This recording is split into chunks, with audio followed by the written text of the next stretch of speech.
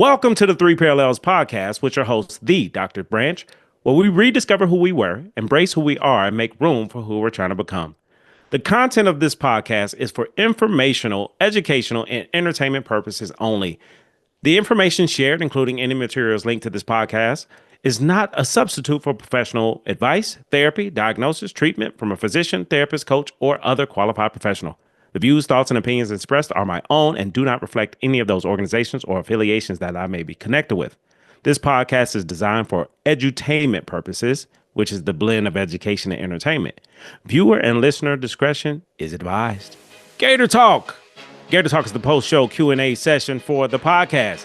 Every Friday, let's get ready to take the Three Parallels podcast beyond the episode. Join me, 9 a.m. Pacific Time, 12 p.m. Eastern for Gator Talk, our exclusive post-show Q&A session. Kick back, relax, step into the living room, a space for open, laid-back conversations with your hosts, me, Dr. Jason Branch, and fellow listeners. Let's break it all down together, what resonated, what hit home, and what's shifting in your journey from who you were to who you are and who you are becoming. It's real, it's raw, it's Gator Talk. Don't just listen, join the conversation. See you Friday. The Gator Scales Journal. It's game time. The Three Parallels podcast just leveled up with a powerful new resource for your journey and transformation. Introducing the Gator Scales Journal, your personal guide to shifting you from who you were to embracing who you are and to recognize who you are becoming.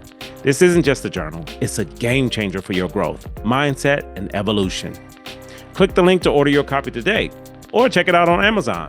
Take ownership of your progress and don't forget to subscribe, share, like, and comment. Let's get to work, baby Gators. Are you stuck in the trunk of your own car, watching life pass you by? It's time to slide into the driver's seat with a licensed therapist as your co-pilot. Whether it's your first time in therapy, you need a push for growth, or you finally ready to invest in your mental wellness, I got you.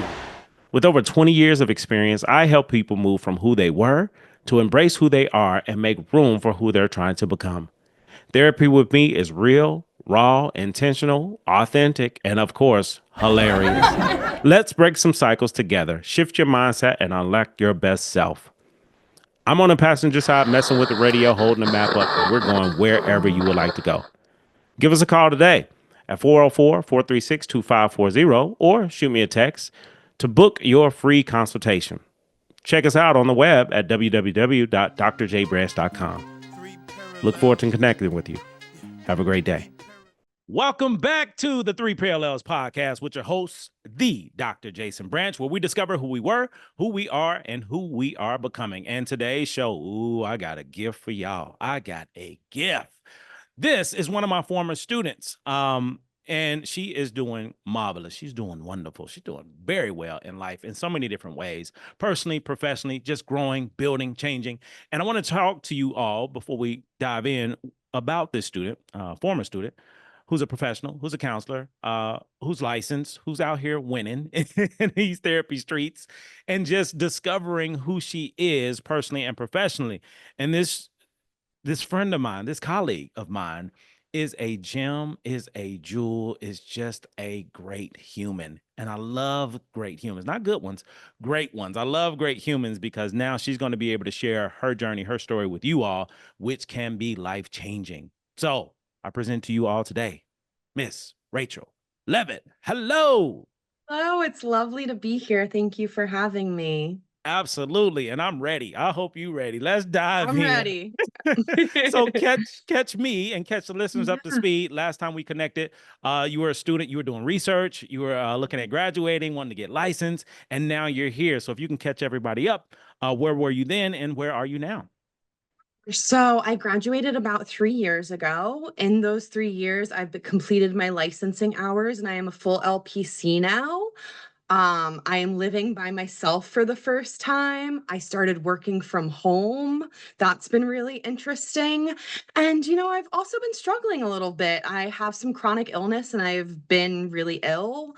And I also learned that I'm neurodivergent. So addressing my different mental struggles has been very new to me, and recognizing kind of how I've been raised isn't exactly what I need or need to explore in this society. Yeah.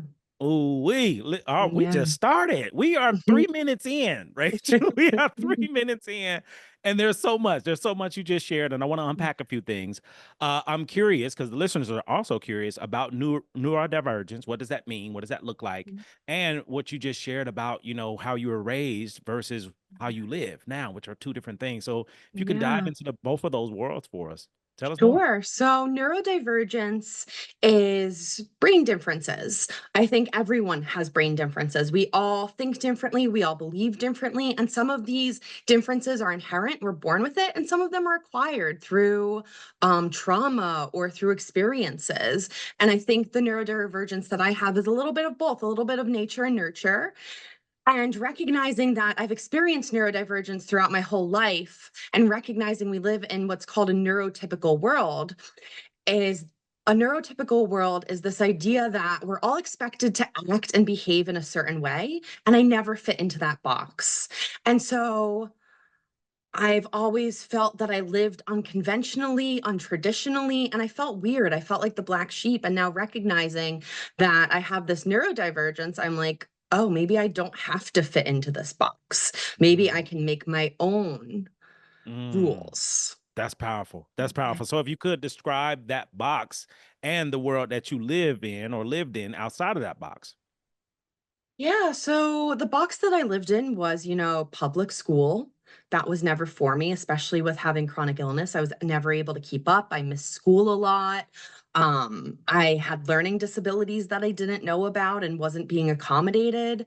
And there was this traditional path of you go to school, and that never worked for me. I ended up going to online school Mhm. and went on this completely different path than most students, where I actually ended up teaching myself. I went to an online school that didn't really have teachers. Mm, And I was able to actually do my homework whenever I needed to. I sometimes I couldn't sleep. I would do it at 3 a.m. I do school at mm, 3 a.m. And at the time, I recognized like my mom giving me that opportunity, both of my parents giving me that opportunity was such a blessing. But at the time, I had so much resentment that I wasn't normal, that I couldn't socialize with the other kids, that I didn't fit in, that I needed things very differently than most people. So tell us more like this resentment of how your parents wanted you to live versus how you wanted to live. There seems to be a lot of difference there, and growing up with that, and then to be able to be independent in it. Because you mentioned now living on your own. If you could share more with Yeah. us about that as well. Yeah, I don't think it was resentment towards my parents. They were really supportive Okay. of my differences. I think it was more so the societal structure of like, Ah, I this is see. how you have to be. And Ah. I didn't fit into any of that ever. Ooh, ooh, tell you, Yeah. ooh, this is hold on real quick to the listeners. This is deep. This is deep stuff Yeah. because for many of us, we struggle with the same thing. And I feel you because I have the same resentment with our society as a whole of how we're Mhm. told we have to live versus how we choose to live, which are two totally different things. So how Mhm. did you get to that place of self-discovery to recognize the Yeah. sandbox versus the beach? Because that's how I look at it. The sandbox is this societal idea, this framework, this small space.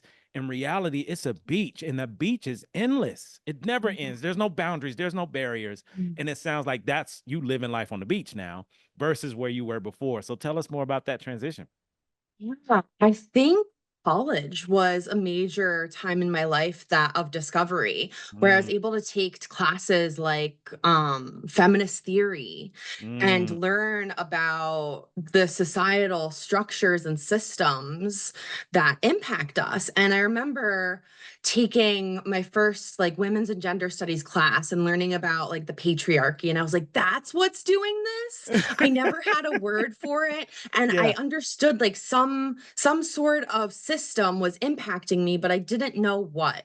And to Mm. learn that there was a word for it was really enlightening, and I started to become interested in expanding my definitions of the world.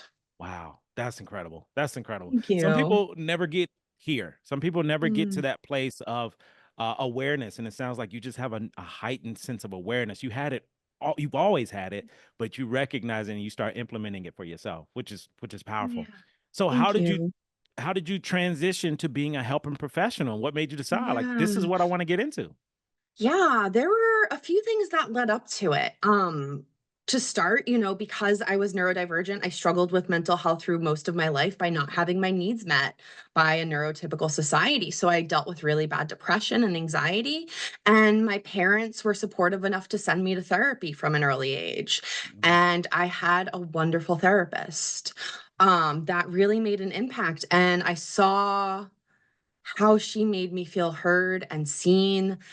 And I knew that I wanted to do something like that. Once I Mm. got to college, I started majoring in women's gender and sexuality studies. And I was like, how do these things connect? How do psychology, women's and gender studies connect? And I recognized this idea of oppression, and how it affects our mental health and our well-being and our access to resources. And I knew that I could combine them and become an advocate on a more intimate level, like a one-to-one level. Yeah, yeah. So this interest, because it sounds like again, this self-discovery and this self-awareness is like you became even more curious about new and different things, and especially when it comes to Yeah. gender and sexuality. As a lot of times within our culture, it's taboo. Like we don't talk about it. We're Mhm. not really talking about that. Even feminism, like you kind of dove into areas that can be controversial for some or for many, and Totally. you went into it. Like let's go, let's find out. So tell us more of that interest in going into those places that to me, it sounds like a rebellion. It's a rebellion Yeah. against the systems, and I want to learn more and I want to do more. So tell us more about that journey into these spaces that a lot of people don't visit. So I think my identities are controversial. And Mm. living in that space where I'm queer, where I'm neurodivergent, where I'm chronically ill, I experienced a lot of trauma through those identities, Mhm. and recognizing those identities and that other people are experiencing the same traumas helps me recognize, like, this is something I need to be doing. I need to be helping people who are like me and who are different than me. Mhm. um and these identities have kind of become not only who I am but also a special interest. And my identities are like academic, they're hobbies. And I feel like using that, I can relate to people in so many different ways. And I can also learn about myself through those identities. Wow, that's impressive. That's impressive, and Thank it you. it also sounds like it may play. And I'm probably sure it does. It plays a huge role in the work that you're doing and the clientele that you're working with. Sure. Yeah. So I work with identities similar and different to mine. I work with BIPOC individuals. I work with the kink community, the LGBTQ community, neurodivergence, and non monogamy. And Okay, a lot so of these identities are really stigmatized. yes, indeed. And we got to talk about it because you're Sure.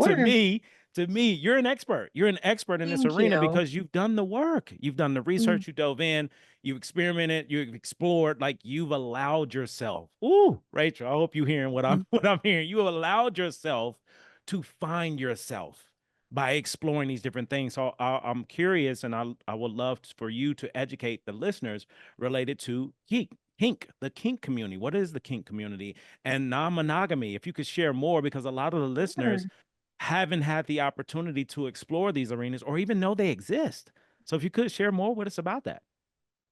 Sure. So kink itself is an exploration of sensory play and sexuality and childlike play and adult play in the form of bondage, discipline, sadomasochism, and fetish. And so these are really stigmatized topics because our society doesn't like to talk about sex. And Mm, but the thing is, kink isn't inherently sex. hmm. And that's what people miss. And I think kink can be something that is very empowering and educational in our own psychology, in Hmm. understanding who we are, by understanding how our nervous system works through things like touch, by understanding our roles and engaging in something like dominance and submission. It's a way to learn about ourselves and it's a way to play with the world. Nice. And Nice. then non-monogamy, we live in a world that is driven towards monogamy, which is basically the original idea is a man and a woman together, spending their lives together. But there's so much diversity in relationships. There are queer relationships. There are relationships where there are multiple partners. And this is what non-monogamy is. It's really an alternative to what's normative. Mm, It's an mm. alternative to what we've been taught.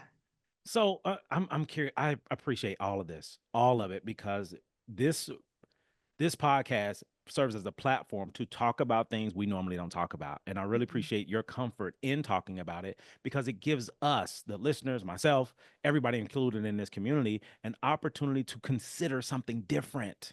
That's what Yeah. you're doing. You're giving permission to people. You. Hey, this is out here. Yo, I'm a part of it. I'm out here. I'm Mhm. living my best life. It's not just about sex either. So you're breaking down this stigma and stereotype around sex positivity because that's what I hear it is.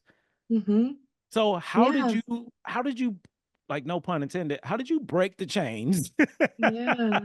of the beliefs and this ideology of who we have to be sexually to this sexual liberation? And that's what I hear. It's a sexual Mm. liberation.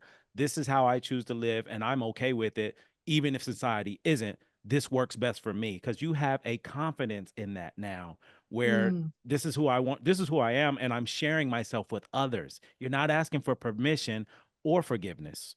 You're just Yeah. being authentically you. How did you get here? How did you become this version of you? So that's a big question. There are so many moving parts to that.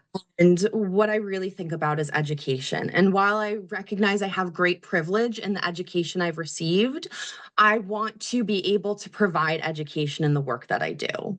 And so some of the education was even from you. I mean, living authentically was probably the biggest message I received in all of your classes. And when I thought about living authentically, I realized I want to show who I am to those who matter. Mm, And when I was in grad school, first becoming a therapist, I think I really masked.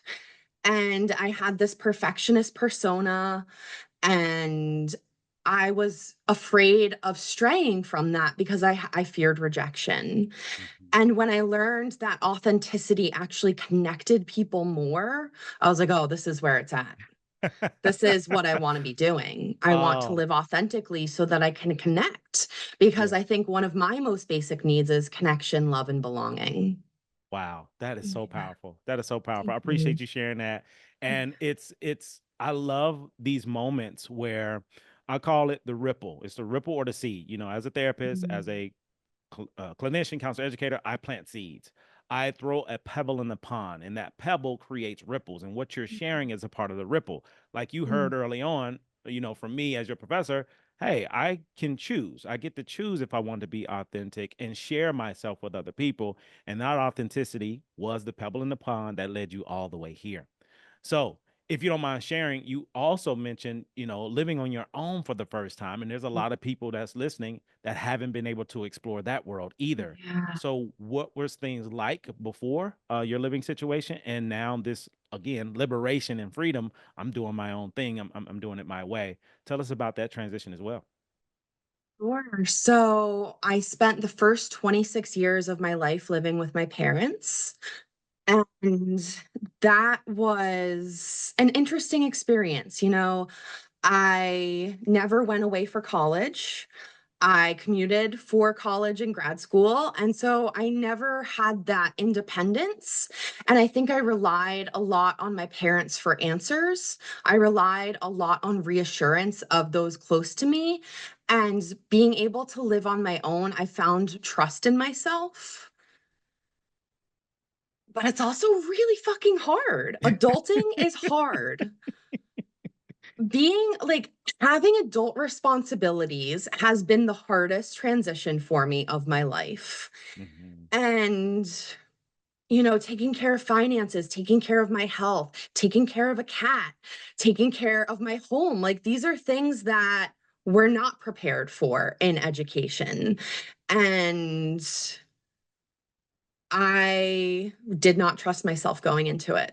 I was like, I'm going Mm. to try it, but I'm probably going to end up back home. And I haven't. And that's like Yeah. huge to me. Yes. Yes. Yeah. So what was it? Because I love the backstory. I love these stories. I love everything that you're sharing because it's your life and you're allowing us in. Like you're living it, you're doing it. And there's so many people that haven't been able to live it or do it. So how did you go, 26 years, this is my norm, this is my world, I'm leaning on my parents, just feeling connected and then deciding I'm going to go out independently. What was that thing for you or that straw or indicator of I'm ready. I'm ready to at least try it and see what happens. So I think it actually took a bad breakup. I was engaged. I was living with my partner for a little bit. That was the time that I moved out for the first time on my own, and I was living with my former fiance. And after that breakup, I realized like I can either go back home and live with my parents, or I can try living by myself. I Mhm. really enjoyed my job at the time here in Connecticut. I didn't want to leave my job. I was really happy at it. And I was like, you know what? I'm gonna try this. I think I can do it. So let's have some faith in myself. Ooh, I love Yeah. it. I love it. Congratulations to you. Thank Much love to you. you. Thank you for sharing this with us. And if you're doing it, that means it's being done. Like you've proven it. You've shown that you can do this. Now, how do you maintain? How do you remain consistent in it? So I'm proud. I'm impressed. And not just from me, but for you, because you're proud and you're impressed with yourself. And I love it. And I see it. Ooh, grown woman status. Grown woman status. So I want to switch gears a bit to the other side. Like we've been deep. We've been in the basement. You and I have been talking in the basement. Now I want to go to the living room, hang out a little bit. So how do you find and what are some ways that you practice self-care and take care of you? Because you're doing a lot. You're doing a lot of work, doing a lot of heavy lifting. And even with the clientele that you work with, it's a lot because you're talking about things that are within our society, within our culture, we don't talk about. So I'm sure it's you allowing yourself to go places with your clients that you don't normally go. How do you take care of you in those moments? This has been a hard exploration. I am still learning how to take care of myself. Mm-hmm.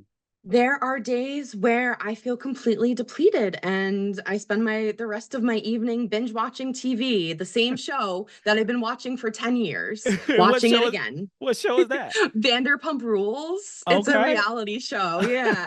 I will watch it again and again. It's a comfort show. Hmm. And I recently was talking with a client about self-care.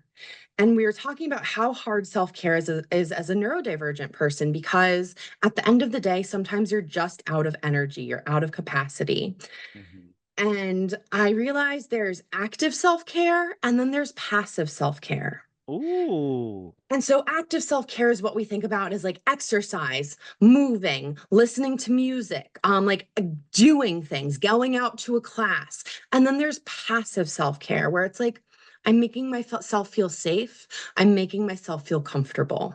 Mm. And passive self-care, I haven't really had the energy. I mean, active self-care, I haven't had the energy for, but passive self-care, I'm like, I can do this.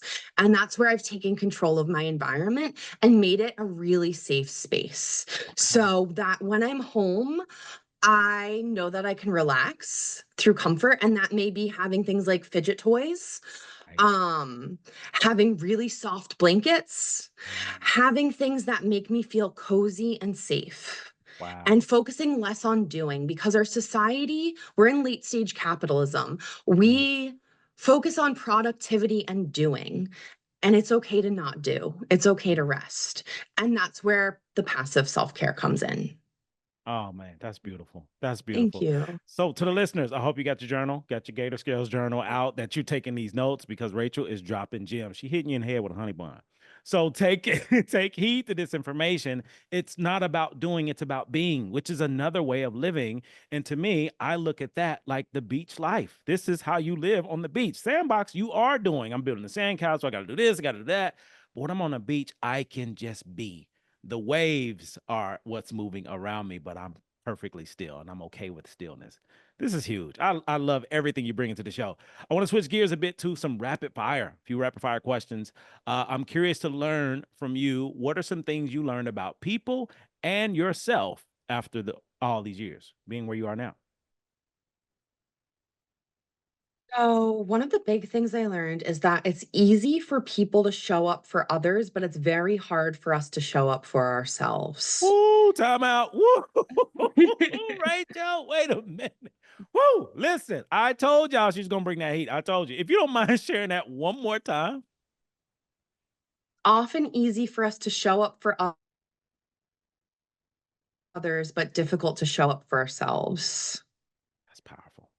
Powerful. So it sounds like Yeah. you have some lived experience related to that.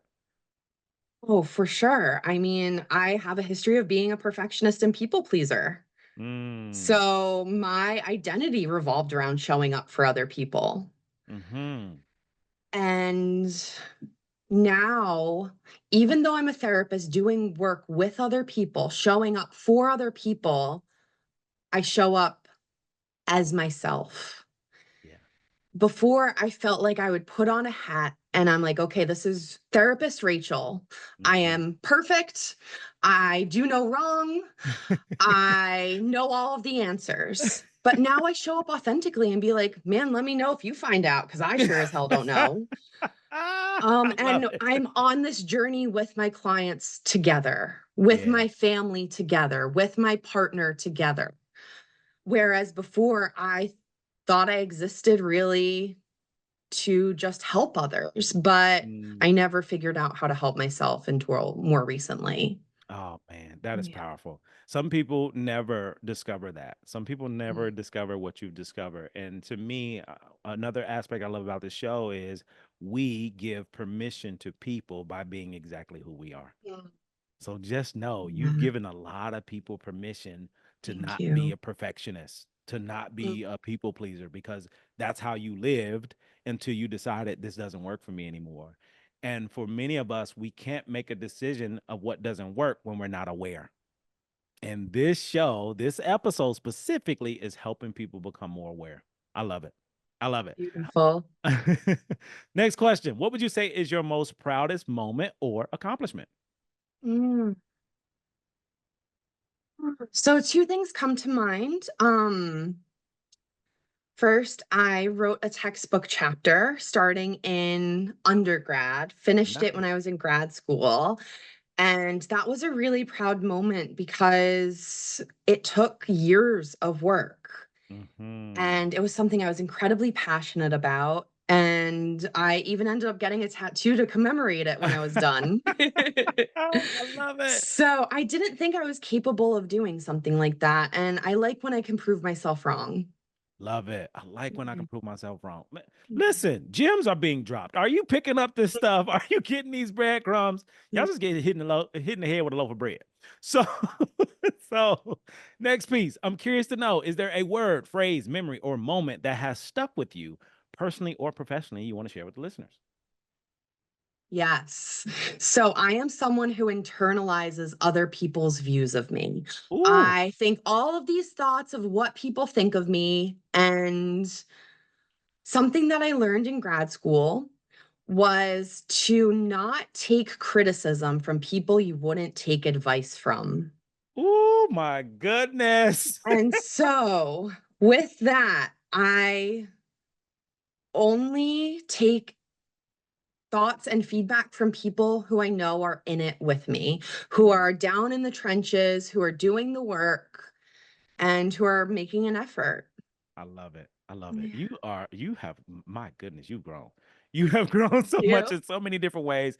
And I just love seeing it. Like I remember when that was 3 years ago, you were a totally different person then. And Yeah. who you are now, like I had access, you gave me access. Like I've been on this journey with you as well, because I'm on my journey by myself and just watching us grow and change and who you are now. And I can't imagine 3 years from now, 5 years from now, 10 years from now. I cannot imagine because look where you are. And a lot of times You. when we make these changes, we're not aware of what happens because of the change. To break it down a little bit more, when we change, the people, places, and things around us change as well. And that's what's happening. I love it. I love it. All right. So next piece, we're going to go back to the basement, learning a little bit more about you. What's an interesting fact about you or something people wouldn't believe about you?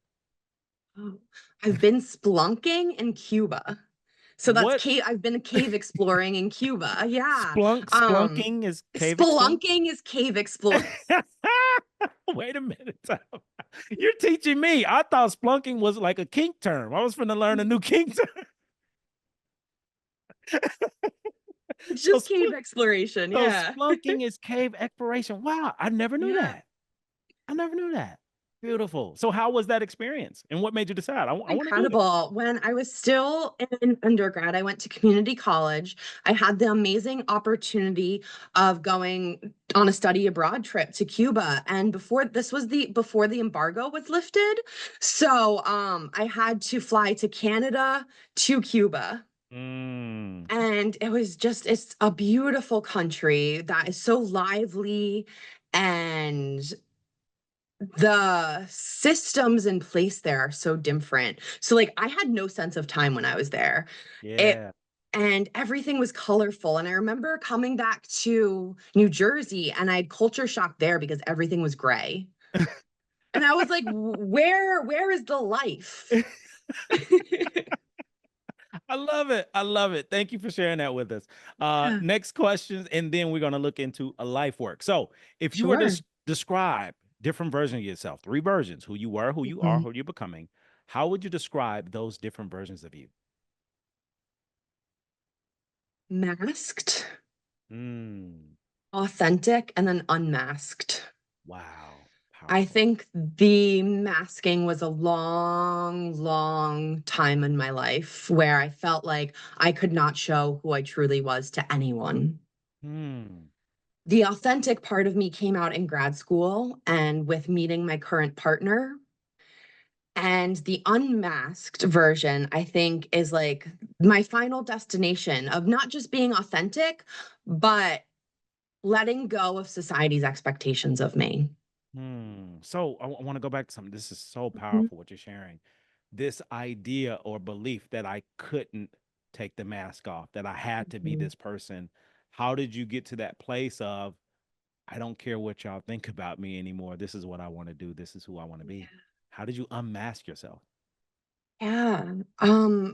Going to my own therapy was a huge part of it, and exploring who I was and feeling accepted by someone for who I was when I was vulnerable.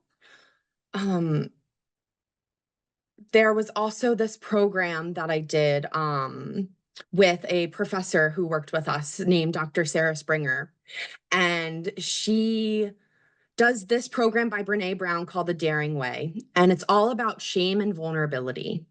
And I am someone who feels deep, deep shame and who has a very hard time being vulnerable. And once I was able to be vulnerable with those around me, I recognized that I am loved for who I am. And if people don't like who I am, I don't need them in my life. Wow. Oh, mic drop. Mic drop. Mic drop. Thank you for that. Also, in real time, this is happening in real time. Mhm, Anytime a guest on this show shouts out someone, mhm. I have to have that person on the show. So big shout Oh, out to Dr. Springer. Please let Dr. Springer know she needs to be on the sure. show to talk about Brene Brown, that experience, daring greatly. And what's so amazing, just the parallel universes here. You know, me and Dr. Springer, we go way back. Mhm. And I was there during the time that she was developing that program. So Yeah. to be in the origin stages of that program and to hear the impact that that program has made on you personally and professionally, it warms my heart. And it's another example of the ripple. The pebble was thrown into the pond. Here's the Mhm. ripple, and now here we are, full circle. So, Dr. Springer, you've been called out or called in. I cannot wait to have you on the show. Thank you for sharing this, Rachel. This is powerful. So, last piece is life work. On this show, we offer life work, which is not homework. Homework, you take it home, you do it, you turn it in, you never remember it again. Life work, you take it home, you do it, your life would change. So, for you, keepsake, something you want to offer to the listeners for them to do something to change their lives, what would that be? Yeah. I think the piece that I want to end with is being vulnerable is incredibly risky, but the reward is so worthwhile. The reward of vulnerability is like what gives me the zest of life. Making connection, finding love and belonging, and feeling like you have a place in the world. So vulnerability is worth it. Love it. Vulnerability is worth it. Oh Yeah. man, this is beautiful. This is beautiful. So you just gave me another idea. This is happening in real time. Whatever happens in real time, we just gonna do it. This show is very organic. Awesome. Mhm. So I'm going to provide a discount code for the listeners for the Daring Greatly course. So if it was life Cool. changing for you, I can't imagine how it would be for other people, other participants. So I'm gonna connect with Dr. Springer, and we're gonna get a discount code for the listeners who want to participate. Because if it changed your life, I'm sure it can do the same for so many other people. So Sure. thank you for sharing your Yeah, truth. thank Thank you for you. sharing your journey. I'm proud. I'm impressed. I'm Thank appreciative. you. I'm thankful. And I can believe where you are because you said it first. Mm. Everything that you're doing, you said it. You said when we were in class, you were saying private practice. I want to do research. I want to do this. I want to do that. Like Rachel, you knew. I don't know how. That ain't none of my business. I just know I want to do it. And look where you are now, 3 years later, doing everything you said you was going to do. Thank you. I'm proud and I'm impressed. So, for the Thank you. listeners who want to connect with you, who want to reach out to you, who want to Mhm. get some of this energy, love, and vibe that you and authenticity that you offer, how can people get in touch with you? Sure. So I have an Instagram account called Unmask with Rachel where I post about neurodivergence, chronic illness, BDSM. And I also work for a beautiful private practice here in Connecticut called Growth Therapy. And you can just go on their website. It's growththerapyllc.com. Perfect. Perfect. Thank you so much. To the listeners, you all have been blessed with knowledge, with awareness, with authenticity in its finest form. This was not rehearsed. This was not scripted. This was just me and Rachel having a conversation and deciding to let y'all in. So this is what we do. Anyway, I'm appreciative of this show. I'm appreciative of you, Rachel, for being here and choosing to share yourself with everyone else. If this show, this episode has given you something, anything new, anything different, because it gave me a lot. I can't even remember the term of that, the cave. What's the cave term again? When you're in the caves? Plunking. One more time. Plunking. Splunking. So I learned about splunking. Now, some of y'all may have learned about splunking. It has nothing to do with spanking. Two different things. Two different things. So thank you so much for being here. Again, if this episode has been a blessing to you, if it's been helpful to you, if you learned something from it, don't keep it to yourself. Be open the floodgates instead of being a gatekeeper. Give the information away. Like, share, comment, click, whatever. Follow. Give this information out because it's hard to get this beach knowledge when we're living in the sandbox. This has been another great episode of the Three Parallels Podcast with your host, the Dr. Jason Branch, where we transition away from who we once were, embrace who we actually are, and make room for the great person we're trying to become. You all have been great. Have a good night, good morning, good day, good week, good whatever. Peace.